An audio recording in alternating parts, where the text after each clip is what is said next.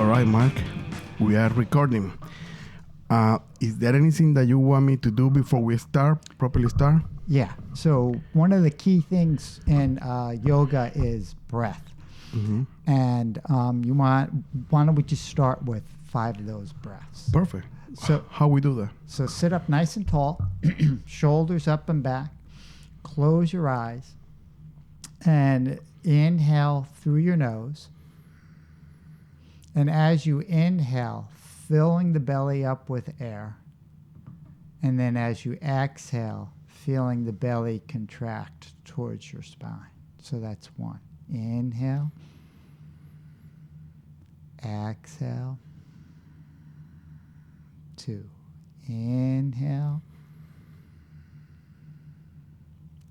Exhale. Inhale. Exhale. 4. One more. Inhale. And exhale. And gently open the eyes. So in yoga, breath is the key to all of it. What I tell my students all the time is it's true the poses open up our body, but it's ultimately the breath that makes us feel so relaxed and calm at the end of a yoga practice. And the breath actually has a physiological effect on our body. So what happens is when you inhale and the belly will expand outwards, that allows the diaphragm to drop down. And when you exhale and the belly contracts towards your spine, it pushes the diaphragm up and allowing you to take a deeper, fuller, more relaxing breath. And it moves us from that fight or flight situation in our body, our nervous system, we're like ready, always ready to go. And it moves us into the relaxation mode so that we can sit back and go, okay, I'm calm now, I'm relaxed, but at the same time, I'm focused. Awesome, man. Thank you. You're welcome. Yeah, it was good. Yeah, so how do you feel? Does it make a difference for you? I'm not sure if I can perceive the difference, but definitely I feel like kind of like, you know what I mean? Like that kind of relax, let's say, but in my chest or something. I don't know. Yeah. At least I'm not like super like, okay, it's ready to start. Let's start. You know what I mean? What we talking? So I'm more like, yeah. I don't go too slow now. And people get a little bored of me today. But thank you. No, definitely. You mentioned that before, that we should practice those breathing through the day, at least once a day, but a couple of times, a few times is better. And it's awesome. So let me introduce you to the people that don't know you. Awesome. Mark Covello, is that how you pronounce your last name? Yes. Covello is a yoga instructor or teacher. How you call it? Instructor or teacher? Either way? Yeah. And we met by happy accident when I was waiting for somebody in the gym entrance to give me some paperwork. And you were just walking in to take your photo before your class. And we talked a little bit. And then I took your class that day that you invited me. And since then, we've been friends, let's say, and you gave us some private classes at the tattoo studio, and some people like other my tattoo artists in the shop join us, and also now your friend Sarah, what is her name? Rosa also came today. That is one of your previous students, and joined us too. And actually, she met us by happy accident too. Also happy accident, right? Coming out of one of the classes, she was waiting to go in one of the next door stores by my tattoo shop, and then we talk, and now she's there too. It's awesome. Yeah, and I truly believe that there's no such thing as accidents. You know, if I have a strong faith in something greater than ourselves, I personally call it God, and that power watches over me. And it watches over all of us, whether you believe or not. But I truly believe that it takes care of me. Also, it's beautiful. Mark, to tell you the truth, I don't know how even to start, because I'm so interested in so many things personally, but at the same time, let's do it this way, maybe this work. I personally always read and watch videos and some talks about yoga, and I was always kind of curious to start it. But I never did the first step because I was so self-conscious. Like, I'm not that flexible. What I gotta do there? I probably gotta waste people's time with me not being capable to do it. I don't know, all those kind of stuff that we put to ourselves for some reason. I'm glad that you invited me to that first class because yes, I sucked. It was not good from me. I'm not flexible or anything, but still I got to enjoy and take a lot of advantage of what yoga offered. Even though I was in my first ever class, I was super beginner, not flexible or anything. Just being there and trying to do the poses and trying to understand, oh, my body cannot do that, but if I do this, oh, I help it. And then you keep saying through the whole class, like, keep focusing on your breathing. Yeah. And I had realized that just breathing, it changed my mood and changed my mind for the whole day when we do it early in the morning. So when I first invited you to come to the podcast, I was like, maybe there is more people like me that always thought about doing yoga, but they don't feel like doing the first step for any given reason. So do it. It's cool. You need it. Your body need it. Your mind gotta be very thankful. But what would you say about that? So actually, one of my teachers, one of my first teachers, his name is Robert. He said oftentimes people will come to him and say, I'm not flexible, so I can't do yoga. And the response he said was, so in another 5 years, if you don't start, are you going to be any more flexible? And of course, the answer is no. So a question of being flexible to do yoga is a fallacy. You're there to gain the flexibility. Yeah, but I feel like sometimes we create those kind of blockage ourselves. Like we always find excuses to don't get out of our comfort zone, to protect ourselves or something. So the brain is always looking for excuse. Maybe for somebody else, it won't be, I'm not flexible. Probably for somebody else, it will be, I'm shy because I'm a man and that's for girls. For example, I'm not saying that's the case. I'm just saying maybe somebody got to think that way, right? Or somebody got to think like, I don't know, what if I look bad doing those things, or oh, that's for another kind of people that are all hippies or whatever. I don't know. I just came with it. There is reason that, and it doesn't apply just for yoga. It's for pretty much everything, right? Every time we want to start like a new diet or going to the gym or a new career and get out of the career that we have that we might don't like. Unfortunately, I like mine, but some people don't. And they have dreams, but they feel like, I'm not going to try it because what if? You know, always that being scared about it. So I actually had a great story for that with myself. So when I first started taking classes, yoga classes, one of the poses I wanted to try and do was a headstand. And there weren't a lot of teachers in classes that would teach it. Occasionally I had some that would show me how to do it. And unfortunately, they'd show me in the middle of the room, and it was not something that I was capable of doing, and I fell a couple of times. So right away, you get that brain, you know, the monkey mind going, oh, you can't do this, you can't do this. So I didn't do it. And then in the first teacher training that I did, I found out that it's called Shirshasana, or headstand. And it was going to be one of the 36 beginner poses that we were going to learn. And I was really psyched about that. So, and in order to graduate from the course, we had to do a 3-minute headstand. But she said, well, you can use the wall. And I was like, oh, wow, what a great way to do it. Because now you feel safe. Because your fear is you're going to fall forward. And if you've got the wall, you've got your legs up against the wall, and you're nice and safe. So that's the way she taught us. There were some people that could do it in the middle of the room, but most people did it on the wall. And so she showed us that it was a year-long course where we met once a month for a weekend. And so she taught us that like in the second or third month. So we had lots of time to practice it. And so I started practicing it every day. And needless to say, I'm a yoga teacher, so I passed and I did the 3 minutes. And I continued to do it. And then I started to teach it. And the next thing I know, I was teaching it, and there were people that I had taught it to that were doing it in the middle of the room. And now this is why. So we always have an excuse. The mind always has a reason for us not to do this.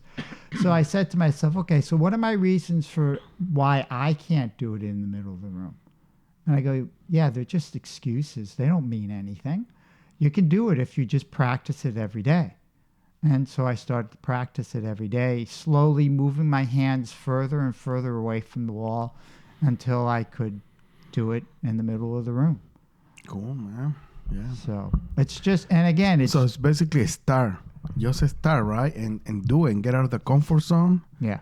What is it? Confucius said every 1,000-mile journey starts with the first step. First step, yeah. Man. Right? Why should people practice yoga?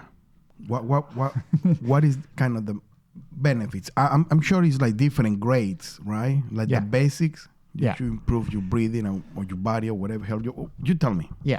So a lot of times people come to it as a physical practice, and it is a physical practice. And you'll definitely learn to open up your body and increase your flexibility. But what happens is, what I say to all my students, mind, body, spirit, and emotions are all connected. And if you work one, the other three will come. So what happens is, in most people when they first start, they're going to be on just the physical side of it. And they're going to find that what happens is that their body starts to open more. But if they follow the breath and pay attention to the breath, a conscious inhale and a conscious exhale, well, now it's becoming a mind thing. It's mental too, because now you're focusing on the breath. And then as you learn to focus on the breath, you learn to be aware of your emotions. And you learn to go, well, you know what? I don't have to be angry all the time. You know, I can recognize my anger, but I don't have to respond to it. So you learn to become more calm. And then what I say to people is, if the mind, body, and emotions come, then the spirit just naturally comes. And the next thing you know, you're doing a daily practice. Next thing you know, you're even meditating, which everybody goes, no, I could never do that. Because again, that monkey mind. But when you learn to focus on the breath and learn to calm yourself, the mind shuts down. And it's not that it will stop, but what you wind up doing is you don't pay as much attention to it.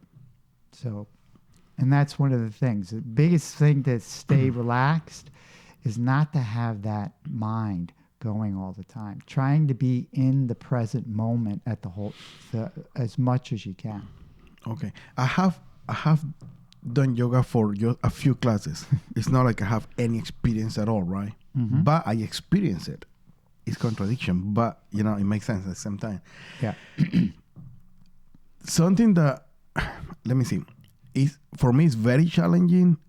Is that something that you're trying to teach me, but my monkey brain keep fighting? Is that if I try to do a pose and I start hurting, I want to push through. I want to enforce myself. I want to go farther, right? And then my breathing get out of control. I cannot keep breathing in that order of the deep in, deep, deep out. Yeah. Control your belly and contract. Yeah. I forget about it because now I'm forcing myself to do the pose. But it's like, if I try to do anything, let's say even a child pose, like on your knees, trying to get your butt to touch your heels or whatever, and your hands extended in the front. If I try to do something as simple as that one, I notice that I cannot go too far down, right? My butt cannot go close to my heels. Yep. Because if I try to go harder, then my spine kind of hurt a little bit, and maybe my thigh, in the back of my thigh, the string, that whatever you call those tendons there or whatever, you start feeling tension everywhere, right? But I feel like if I don't force, I will never improve. I have to push it. I have to push it. And then I'm doing all the opposite that you're trying to teach me. That is like, okay, don't hurt yourself. You don't need to feel the pain. You cannot compromise breathing for pain because that's against the whole purpose of yoga, right? Yeah. Yeah. So what you said about it, I mean, you told me many times, but I want people to listen a little bit what I'm just saying there. Well, guess what? You've met me after I've had a 17-year daily practice. Guess what? 17 years ago, I was in your same place. You were pushing yourself. I need to go farther. Yeah, yeah. I was, and that's why I'm coming from a place of experience, because I was. So I've been riding a bicycle since 1984. So it's been 38 years. Wow. Okay, and always had that Type A personality when it came to exercise. Meaning type A. Type A meaning I got to push myself because that's the only way I'm going to get better. Very competitive. Yeah, I did. I raced bicycles for like 4 or 5 years. So when I was riding bicycles and racing bicycles, I'd do 175 to 225 miles of riding a week. And I was not going slow. I was probably averaging 18 to 20 miles an hour whenever I rode. And so I got to a place where I said, you know what, I'm a little too focused on this. I want to try and do other things. That was before you start yoga? Before I started doing yoga. Yeah, years before I started doing yoga. So I started to take a couple of classes here and there, but I never found the right teacher, and that's really the key. And in December of 2003, I found the right teacher. And I started to do it on a daily basis. And just like you, I wanted to push into it. Like, gotta. If I'm not pushing, then it's not working. And it's so counterintuitive to everything that we learn about exercise. But if you're pushing yourself, what you're doing is you're adding more strain and stress to your body. And let's face it, we've got plenty of that in our lives, Yes. right? So the yoga class is designed so that you can relax and find the breath. And I'll tell you, it was challenging. It took me a long time. I had teachers telling me, you're your own worst enemy. Slow down, breathe. And I was like, no, I got to. And then I finally was in a class where I was just in my breath. And the whole time, and then I came out of the class and I was like, oh man, I feel just so incredible. Now I get it. And from that point on, I just started to do my breath and honor my body for where it was. And if it wasn't something that I could do today, I will get there as long as I allow myself to relax into it. Yes. Something that I noticed in our classes or the classes that you give to us is that, let's say it's 1 hour class, right? Average. Yeah. The first, let's say 35 minutes or 45 minutes, we're doing poses, right? We start with breathing, then we start doing poses. Yep. And then for the last 10 to 15 minutes, we just lay down, arm open, leg extended, close eyes, and then you start playing the crystal ball. And in that moment, I feel like it's when I get the more out of the class, the more benefits out of the class.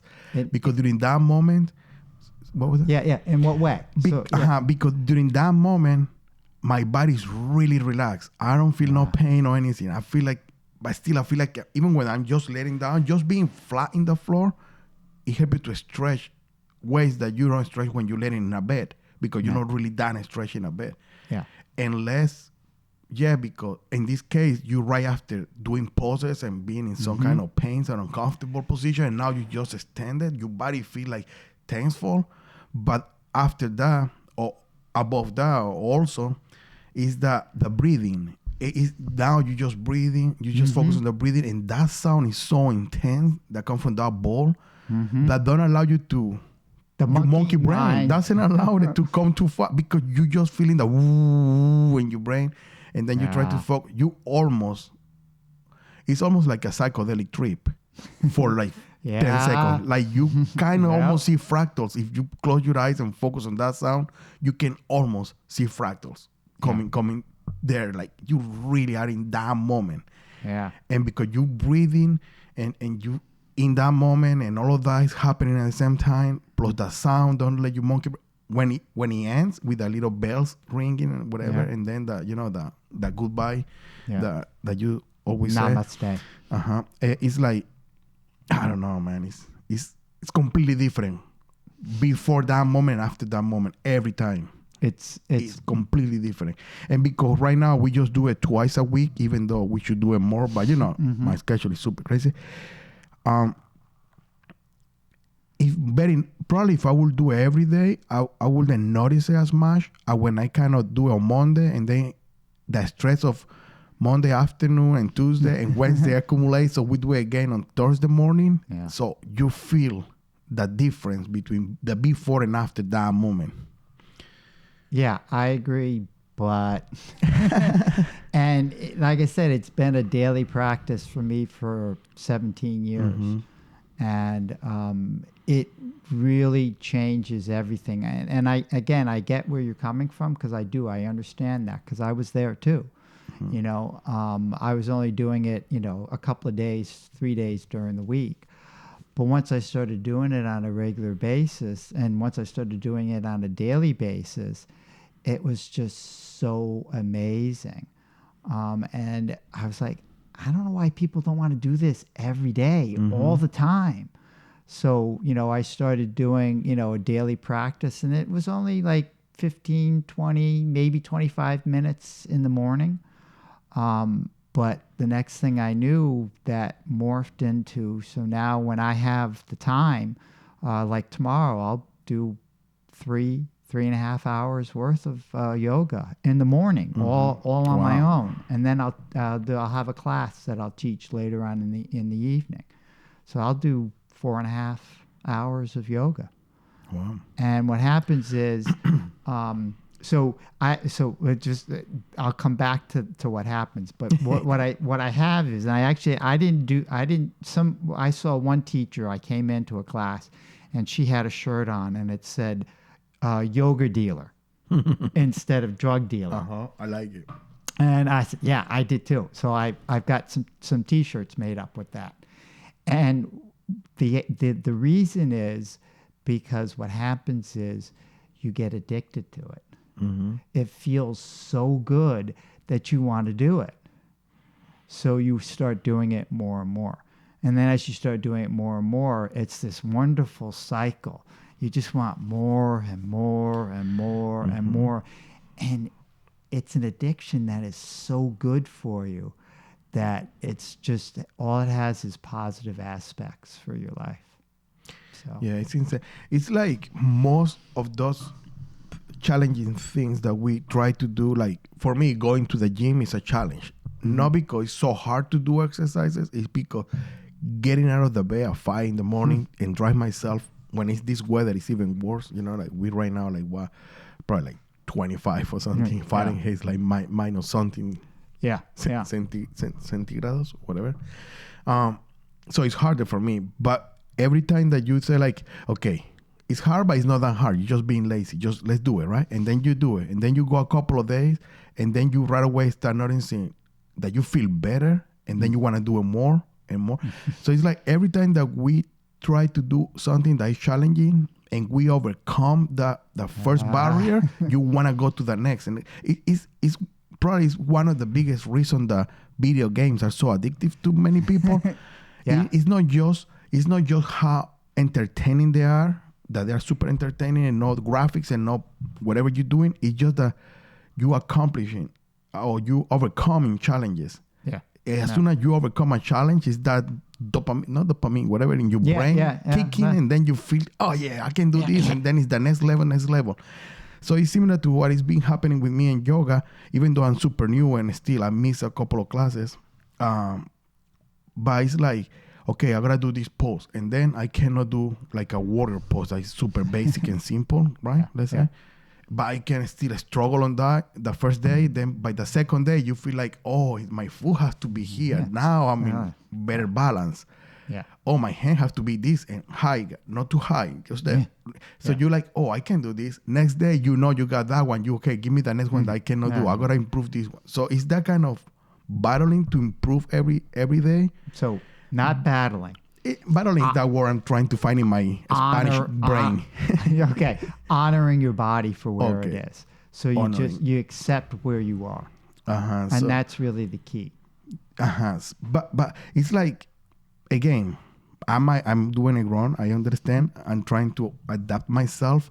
Yeah. But what it makes me feel the best is not accepting where I am, but knowing that I can improve where I am. That's what it keeps me going Yeah. to everything that I do. Tattooing, Yeah. businesses or dealing with my family. Dealing also is a bad word. But you know what? Just living with my family or my life, experience at home and now yoga. And when I do the gym, when I try jiu-jitsu, everything that I try like that is just know how bad I am right now, but I know I got to overcome this stage to a better one and then push myself to a better one and keep going. Yeah. So that kind of challenge that I put myself into is my gasoline, let's say, my motivation, Your fuel. my fuel. Yes. Yeah. Well, It might be grown because I'm supposed to just chill and relax and not force so much, but what I tell people is we are goal-oriented creatures. So we want to get to a place. But ultimately, the journey to that place, you learn so much more than just arriving at that place. Because if you were all of a sudden, if you were given the flexibility and the openness that I have, you wouldn't appreciate the journey that brought you there, and you wouldn't appreciate how important this is because you just have it. And yes. there are actually people that are like that.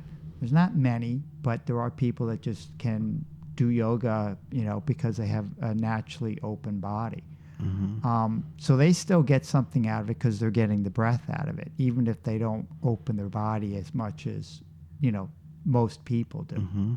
And what I tell people is there's 760,000 yoga poses. Whoa.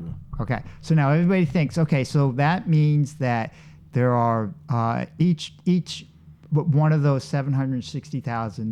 There's that many different poses. No, there's variations and modifications within each pose, and there's probably based on where you start, could be as many as 10 different variations on one pose, and in some poses, maybe there's 30. And what happens is that means you honor your body in the beginning, and you say, okay, so this is what I can do now. And then as you go along, your body starts to open up a little bit more. So that's another pose. And then a little bit more, and that's another pose. Then a little bit more, and then a little bit more, and then a little bit more, and then a little bit more. Yeah. And all of a sudden, so now you've got a whole bunch of different modifications and variations that work for beginner. So therefore, each pose probably has a minimum of 15 to 20 different variations. Wow. So that's how you get up to the 760,000 poses. I mean, again, in Warrior One, we lift our arms like this. And for me, this is comfortable. For some people, this is comfortable. For others, this is comfortable. So those were 3 variations on the pose. And that's just moving the arms. I'm sorry. Let me ask you. Sure. There is one proper warrior pose and the other one's a variation because people cannot get there yet, or they're just different poses? Well, I wouldn't say there's one proper one. There's one that's best for your body that day. Or let's say it this way. There is like the ultimate pose. Let's say like everybody wants to get to this warrior pose, but people just cannot do it yet because they're still improving. Yeah. But once you get to that pose, that should be that pose. And then more variation of that one from there on. Oh yeah. Or you should still keep practicing the other variation that you did before, even though now you already accomplished that superior level. Let's say that way. Yeah. So your body needs maintenance when it comes to opening and flexibility. So once you get to that ultimate pose, which I'll put it in quotations because there really isn't an ultimate one, because what happens is you'll start to discover little subtle things even in that ultimate pose.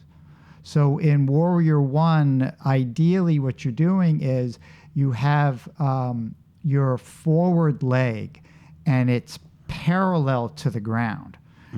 One teacher said, imagine you could sit a toddler on your leg.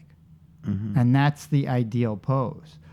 But Like a 90-degree angle from your thigh and you. yeah, exactly. And So your the lower thigh leg. is this way and the knee and the lower leg is this way. So it's a.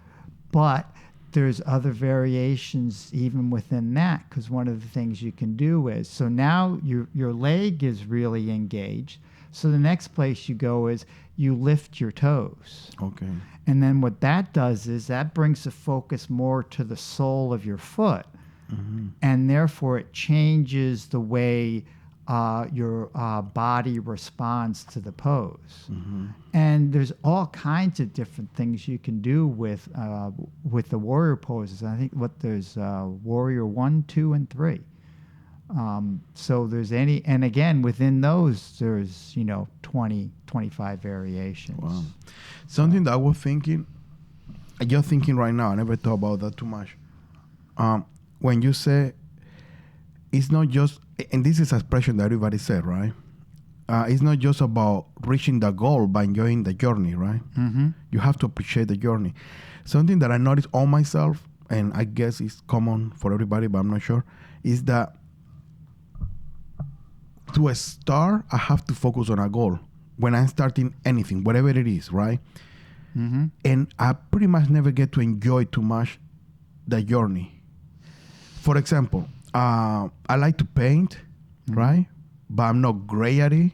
I just have to really force myself to try to do it better every time, right? Yeah.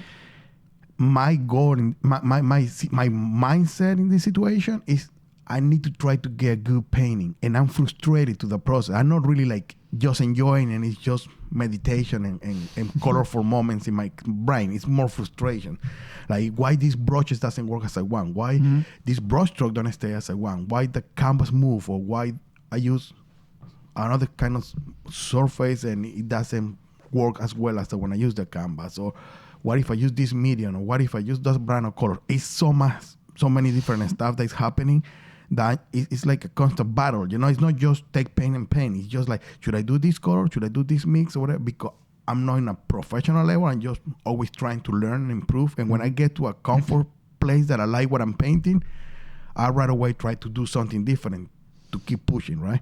So in all that moment, I'm more focused on the goal than on the journey, even though the journey is teaching me, right? And I'm learning. So next time I have to do it, I already know certain set of rules, how to apply paint and all of that, so it's easier, right?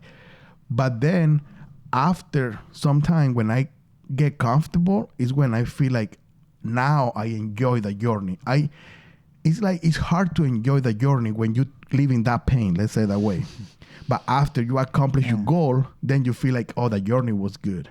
The journey, it was painful, but it brought me here, so now I appreciate and enjoy all those moments. Make sense what I'm trying to say? Yeah. And my response to it is, because again, I was in the same place as you, because I wanted to get there right away.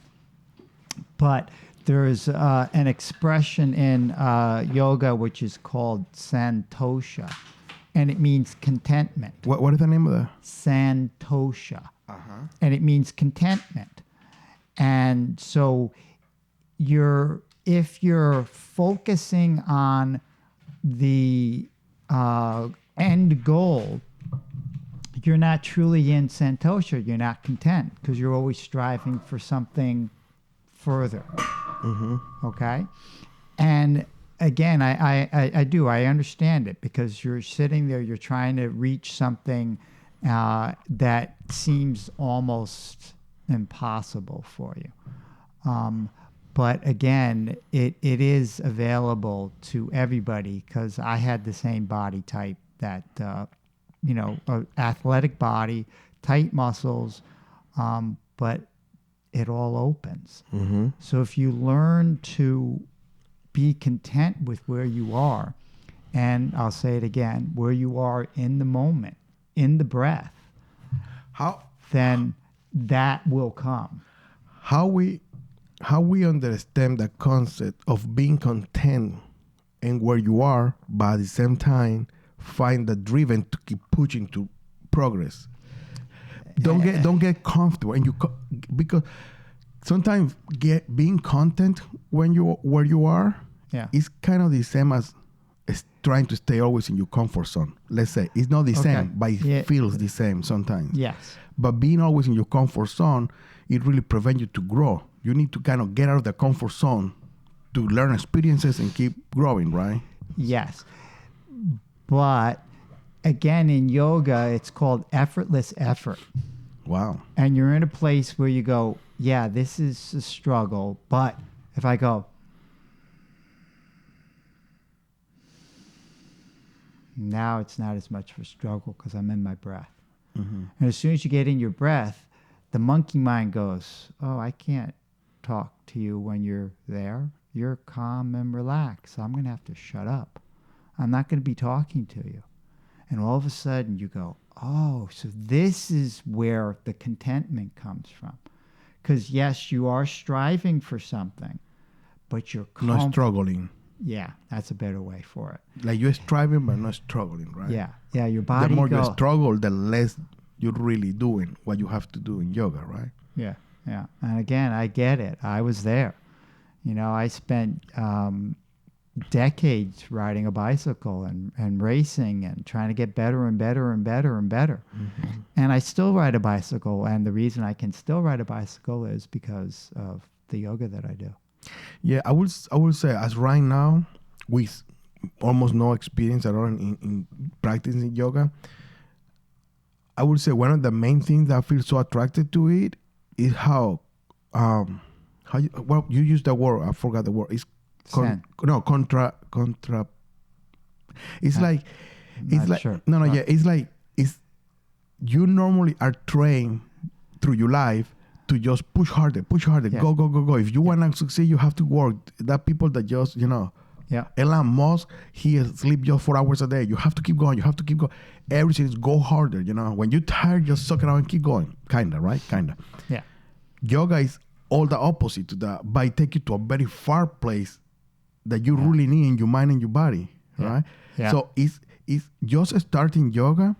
Is how I go against everything that I've been teaching myself my whole life. That is go hard, go hard, go hard, and actually take it easy and accept that this is the way that I'm gonna improve. Mm-hmm. Not going hard. Going hard, it won't take me nowhere. It's probably gonna hurt me or make me go backwards rather than you know what I mean? Yeah, it will. So, but the concept is very contrary at what you normally think. It's very against what you normally think. Contrary, thank you. Yeah. To what you normally think every day, right? Mm-hmm. At least crazy Well. people like me, not you. Not me. You know, in that you're 17 years doing yoga, you're not really into that mindset anymore. But you know what I mean, right? Yeah. Yeah. So that by itself is a challenge. Just okay. I gotta force myself a little harder. Wait. No, don't force yourself. Stay here. Just keep focusing your breathing. And then my mind is like, no, just force a little bit. You gotta that's not even that painful. You can go a little harder. But it's like, no way, you cannot do it. Just trust the process, right? Yeah. It's a constant weird battle. Let me ask you this. Yoga and meditation, they're not the same thing. But Well, they kind of connect at the same time, right? so Oh, they are the same thing. And I'm grown again. yoga grew out of meditation. Yoga grew up from out of meditation. Yeah. So it started with the monks sitting in meditation, and they wanted to sit longer, Mm-hmm. so they started to sit longer. And the idea behind meditation, at least in the Hindu philosophy, which is where the Hindu religion from India, where there's something greater than us again. And the meditation was they were trying to close their mind, stop the monkey mind from going, so that they can let that something greater come in. Mm-hmm. Okay, so they wanted to sit longer and longer. And as they started to sit longer and longer, they go, "Ooh, this hurts. Ooh, this hurts. Oh, wait, this hurts." And then they go, "Well, look at the cat. Look at what the cat's doing. Oh, let's try that. Let's see that. It doesn't seem like the cat has any problem with flexibility. So real. they started to do what the cat did. And then said, well, look at the dog. Look at what the dog's doing. Let's try that. So they started to add the poses to it. And then as man does, he takes it and he goes, well, okay, so we've done this, and that works this part of the body. So let's see what we can do to work this part of the body. So the next thing you know, they're adding poses as they go along. And then the next thing you know, you're up to the 760,000 yoga poses that man creates. And that's how it morphed. It started off as meditation. And then grew into the poses. When you're in a very advanced yoga capability, let's say, right? When you've been doing yoga for many years, and people like you that are super flexible, like it's incredible. Like you put your chest in the floor when your legs are crossed, and I cannot even bend a little. So it's just insane, right? All those poses. Now, when you practice those 4 hours a day or 3 hours a day or whatever, are you every time also meditating during that process, or you just focusing on the yoga part and not really you? So I want this is great because somebody once said to me that, so people when they come in and they want to meditate, a lot of times what people think is, I got to shut that monkey mind off. And guess what? You don't want to shut it off, because our mind is designed to keep us safe. And when it's going like that, that's keeping us safe. What you want to do is the non-attachment to the thought. Okay, so what happens is you're meditating and the thought comes into your head. Okay? Now, in the beginning, the thought rolls around, and this happens even in a yoga class. The thought rolls around in your head, and next thing you know, it's been 10 minutes, and you know your meditation is done. You've been thinking about, well, not just one thought, hundreds of thoughts that have come into your head. So that's attaching to the thought. Like pressing too much attention, giving attention. Exactly. What you want to do is the thought comes into your head. You honor that thought because it's there, and it might be a very intuitive, it is a very intuitive thought most of the time once you get into it. And you honor it, and then you let it go. And when you let it go, that's non-attachment to the thought. So the thought comes in, okay, yep, got it, I'm going to let it go. And you let it go. And then most likely, if you're, again, you're first starting, another thought comes into your head. Okay, yeah, that's good. Let it go. But in the beginning, that is the hardest part to do. Because when I actually started my journey with meditation, not yoga. Okay. And it was 3 years of doing, I would sit and do a 20-minute meditation twice a day, just following the breath. And that is the most challenging. How many times? For how long? Twice a day for 20 minutes a day, which I'm still doing now. Okay. And this is going to be the 21st year that I started, that I've been doing it. And I can count, I've never missed a morning meditation, and I can count the number of times I've missed my second meditation on one hand. Wow. In over 21 years. What a discipline you have. Yeah. Insane. So the idea is, again, you want to try and the non-attachment to the thought. And this is something that I wanted because one of the other styles that I do, and I haven't talked to you about it, but Nero, one of your other tattoo artists, we've talked a little bit about it. So there's a style of yoga which is called Kundalini yoga. Okay, and from the meditation side, in Kundalini yoga, they have what's called mantras or a chant, and mudras or a hand position. Mudra? Mudra. Mudra. Mudra. Mudra. Okay, and it's something that you do with your hands. And what happens when you start doing this? So now you've got something to focus on. Oh, it's similar to the one that. Remember, Wait, don't tell me. Don't tell me. Okay. Sata Diva. No, wait. Yeah. Oh man, Sata. Yeah. I almost got it right. Sata Yeah. Satanama. Nama. Then Dima was in the Nama was the one that was forgetting. That you go with your finger while you do. Yeah. You told me a little bit about that one, yes. Right? So that was one of the ones that we practice. And so the idea again is you're not going to shut your mind off. Okay? Because the thoughts are going to come in your head. Mm-hmm. But as soon as the thought comes in your head, you go, no, I'm supposed to be doing Satanama, Satanama. I don't have to think about doing the grocery shopping or doing taking the kids to soccer practice or coming in for an appointment to do a tattoo, whatever it might be. So the thought comes in and you release it rather quickly because you're supposed to be doing this. It help you. Yeah, it help you. It brings your focus back. And then you're focused, and then while you're focused, you're in the moment. And all you're thinking about is Satanama. I started practicing meditation way before I tried starting yoga, right?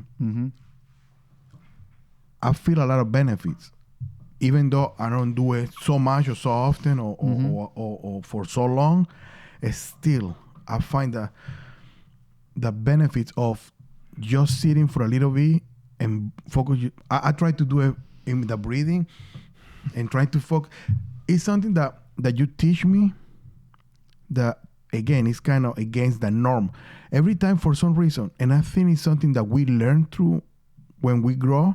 Yeah. But when I try to breathe in, at the same time, I try to push in my stomach. It's like, for some reason, right? But when you see like a little baby breathing, it's more like the right way to do it. Like it's the way we were born to breathe. What happened? Why we change it through the process? Why we feel like, and I feel like most people, and I invite anybody that's listening to try to right now do a deep breathing. And as soon as you do it, you automatically start like, for some reason, like expanding your lungs, but you're putting pressure with your diaphragm right away, so you don't really expand too much, right? Yeah. So when I was starting to meditate, you guys let me know in comments or whatever you do, and if you were doing it like pushing in your belly when you were, or if you were pushing it out when you were breathing. Anyway, so when I'm trying to meditate, that was the first way that I learned to reading books and stuff, and audiobooks or whatever, that just focus on that.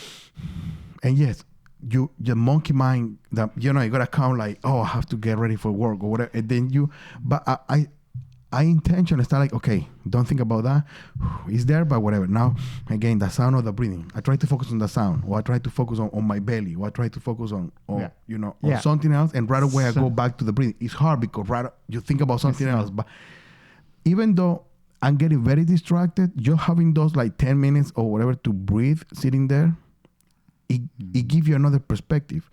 When you are out of that moment, you feel relaxed, but also you feel like your mind is open. Like now when you plan something for the day, it's like ideas come easy. You touch. When I speak to people, I can speak easier. I don't feel like, what was that word? That kind of disappear. At least that I eat very bad or don't sleep that hard to then help. And what I'll say to that is you're connecting while you're in that calm place and in the moment, you're connecting to that something that's greater than yourself. And that starts to come in and gives you insights. It increases your intuition. You know, that when you're walking out the door and you think you're forgetting something, that's your intuition. That's your inner teacher saying, stop. You're going too fast. You need to stop because you're going to forget something.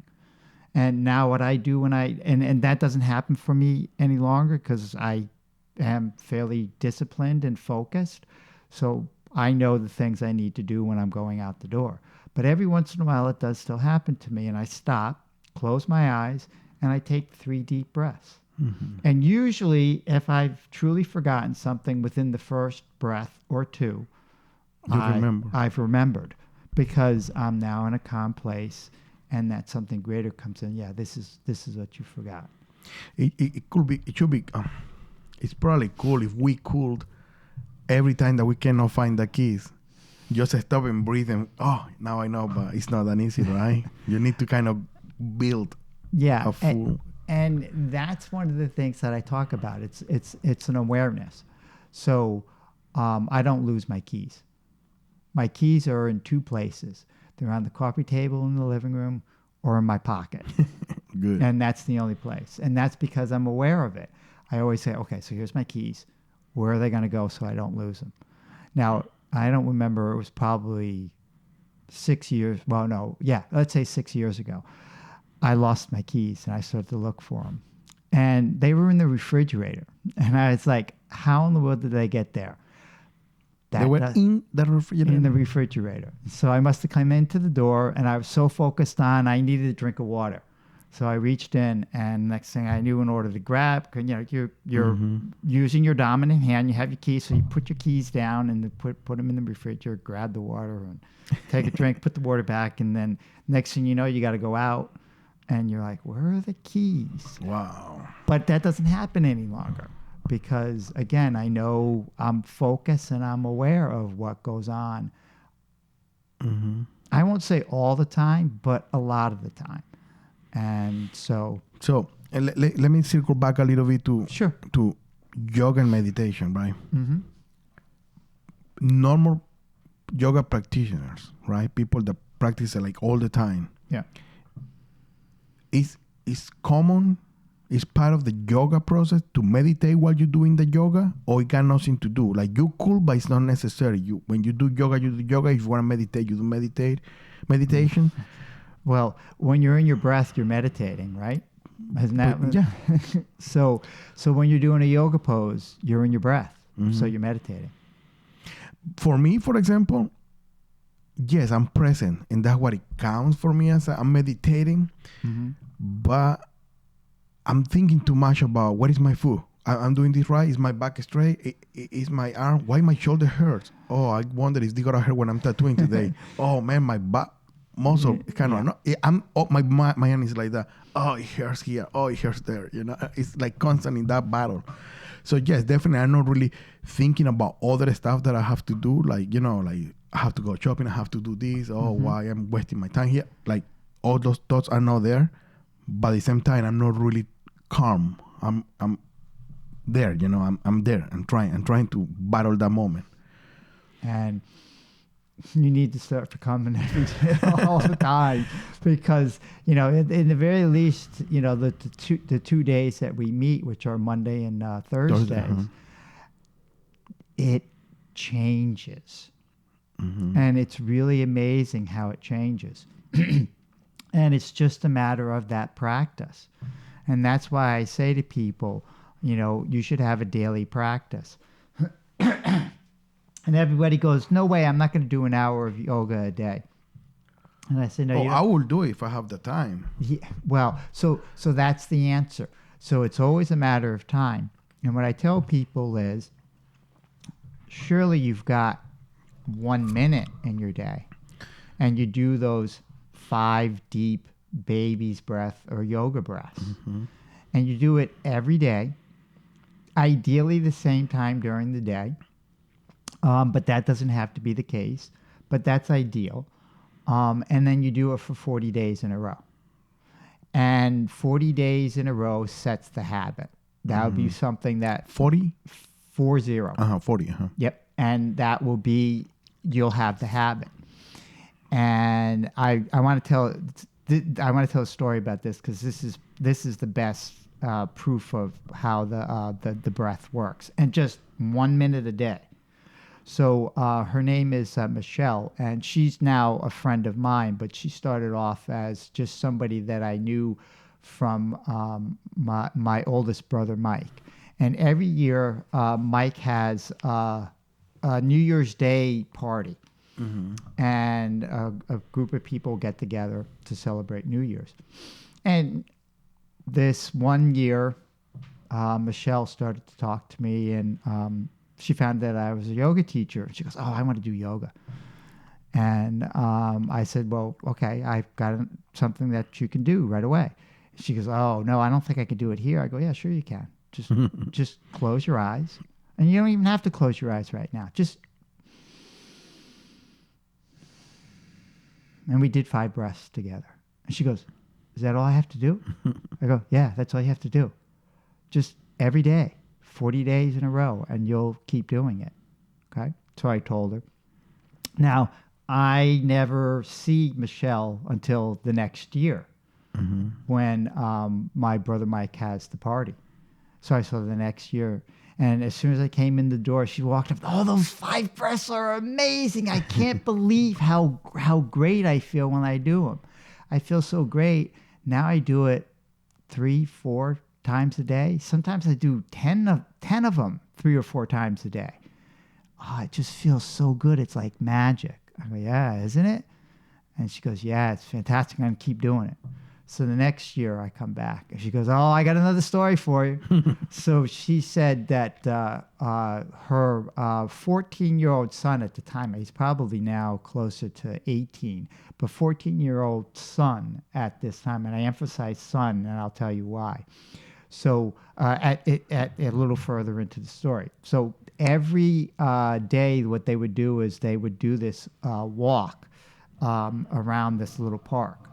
And there would be a rise that would a hill at the top, and they'd stop, and they'd both, the 14-year-old son would close their eyes, and they'd do the 5 breaths each time they came around. They did it at least 2 or 3 times. She goes, and the most amazing thing happened one day. He reached out and spontaneously, now 14-year-old boy, we know how the 14-year-old boy wants to get away from mom, right? Reached out and grabbed her hand while they did the 5 breaths.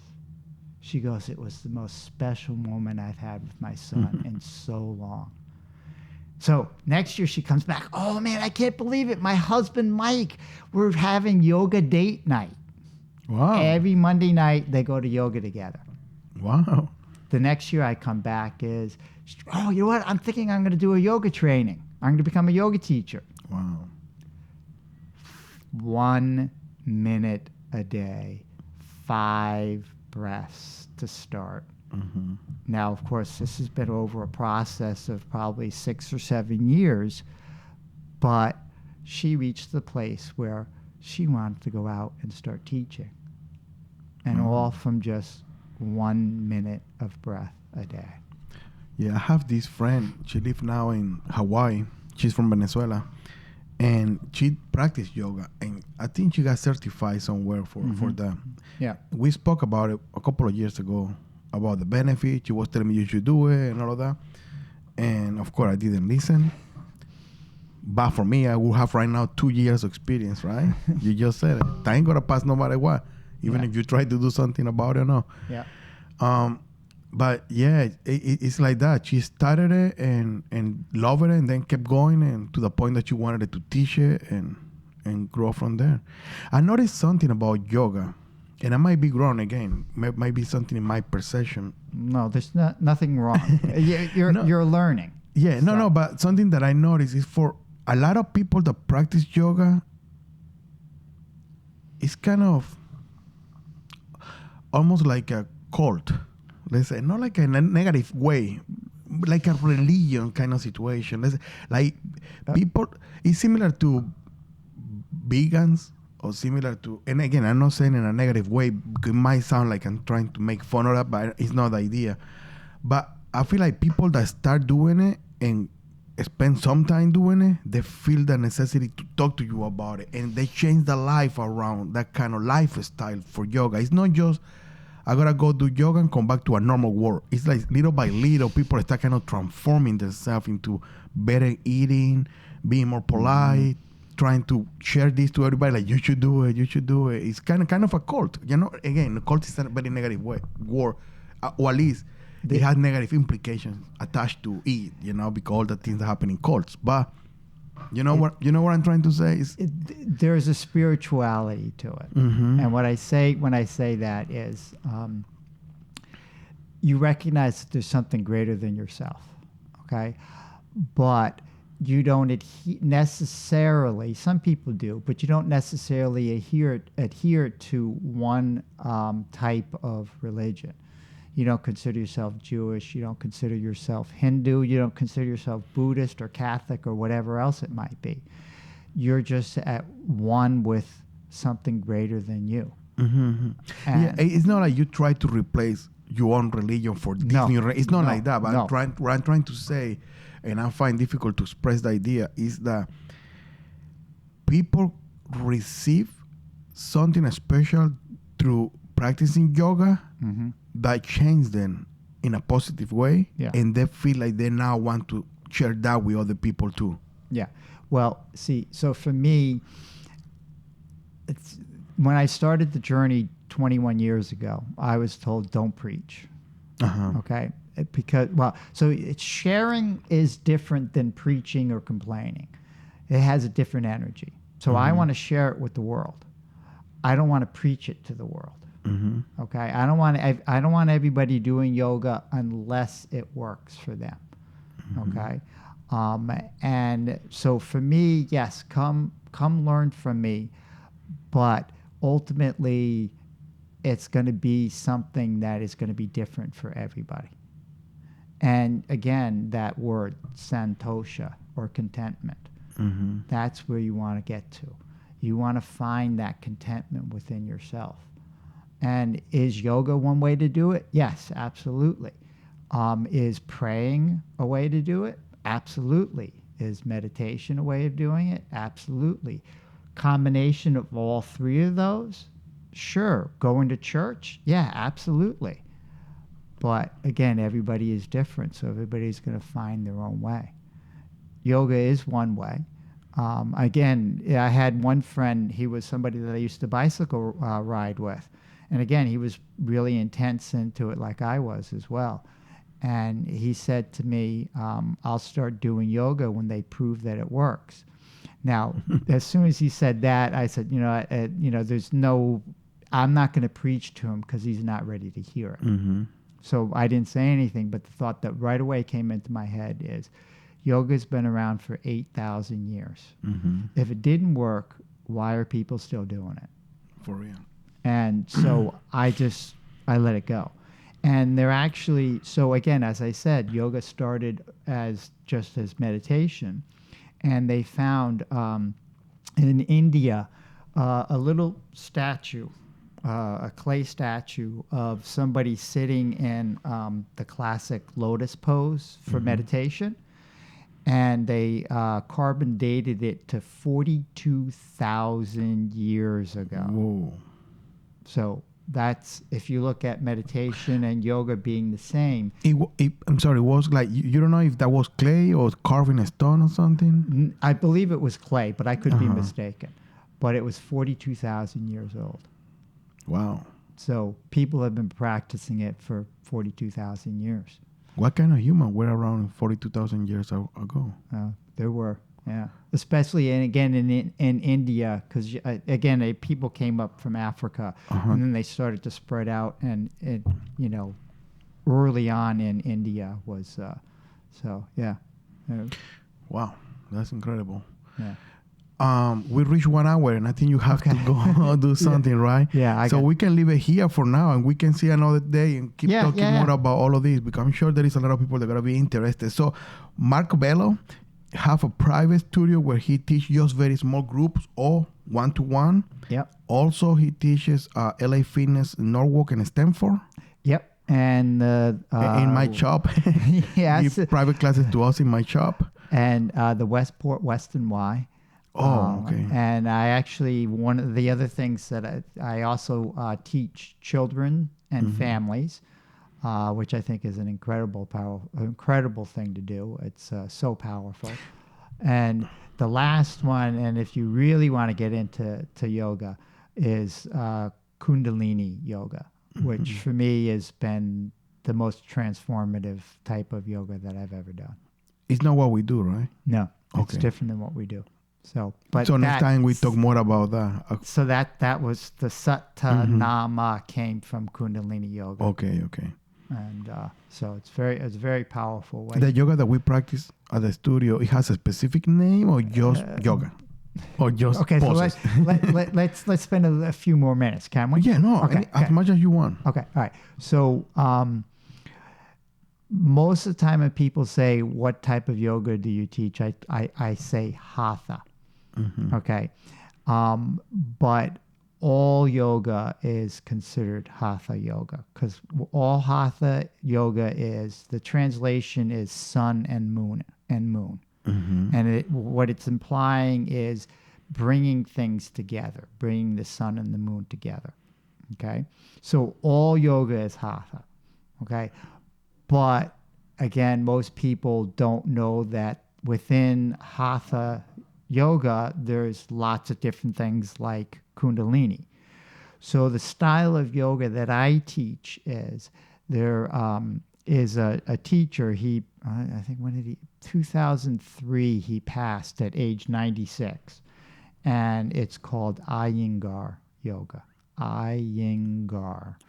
Yin Gar. Gar. Yeah, and that's his name.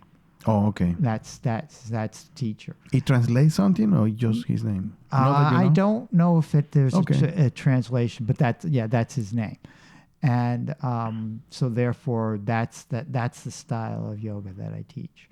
And what it is, it's very form based. So you put your foot here, you do this with your foot, you do this with your foot, then you move and you do this with your knee, then you do this with your thigh, then you do this with your hips, and there's lots of cues to give you so that you get into working towards that better alignment in the poses. So Yes.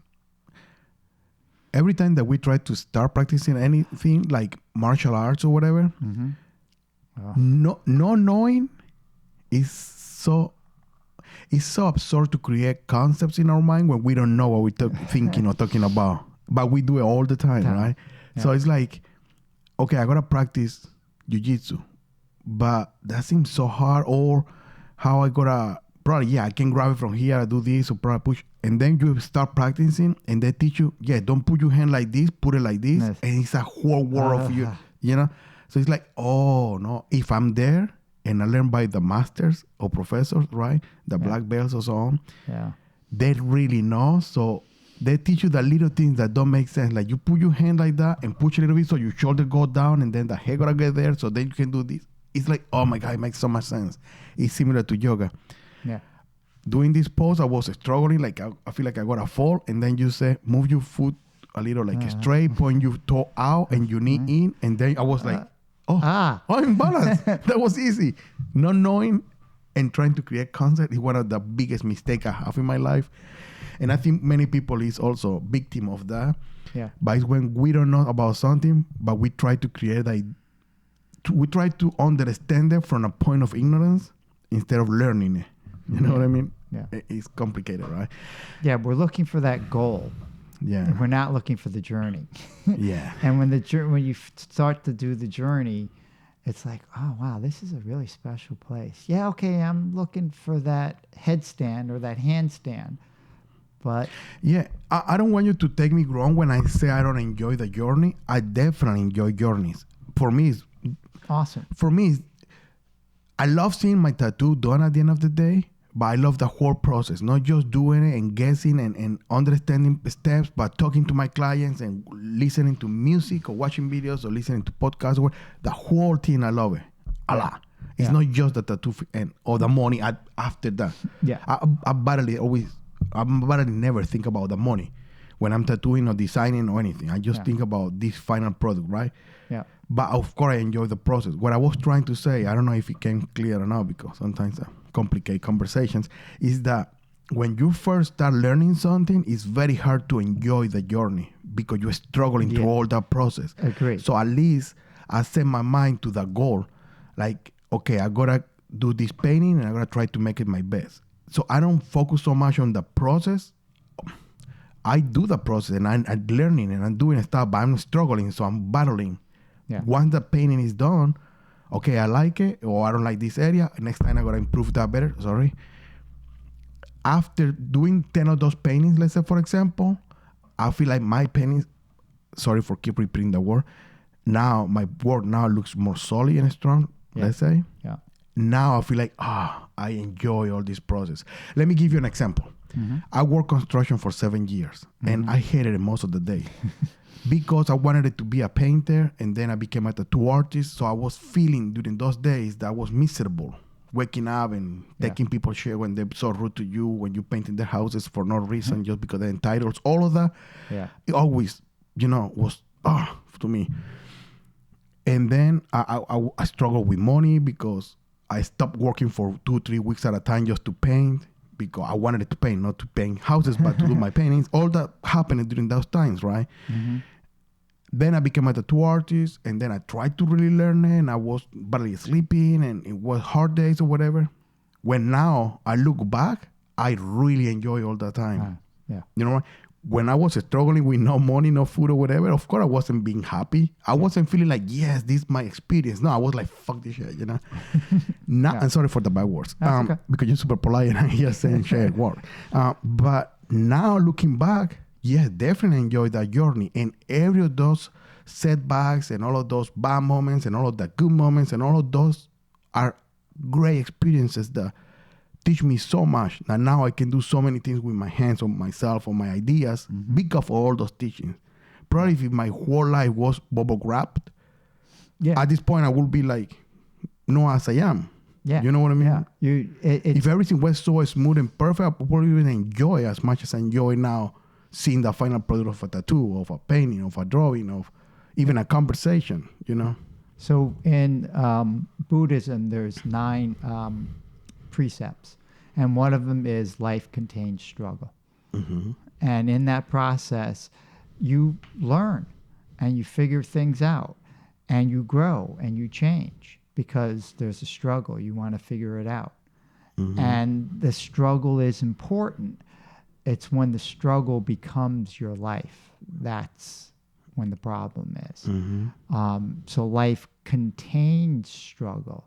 Life isn't a struggle. Awesome. And that's what yoga teaches you. Also, let's leave it there. Yeah. It was beautiful expression. One last thing. No, as many as you want. No, one. It's so my website is do yogaforlife.com. I like it. Yeah. Do yoga for life. Yeah. You should have a big T-shirt with that. Do yoga for life. I do. Not a big T-shirt, but I got a small one. So yeah. Like have it big on a T-shirt or small or whatever. Yeah. Sounds fun. Awesome. I gotta try to type it in somewhere in the text. Awesome. And cool. You don't have an Instagram, but we probably gotta work together and help you to build an Instagram. My brother probably gotta take some photos of you in some poses, and we gotta help you to build it. Yeah, and I'm on Facebook too. So. And your Facebook is Mark Covello? Mark Covello. Yeah. Okay. Yeah. Just look me up. Awesome. Mark, thank you. Thank you for your time, man. I know you're always running around too, doing your stuff. Namaste. Namaste. Thank you. You're welcome. Thank you, everybody.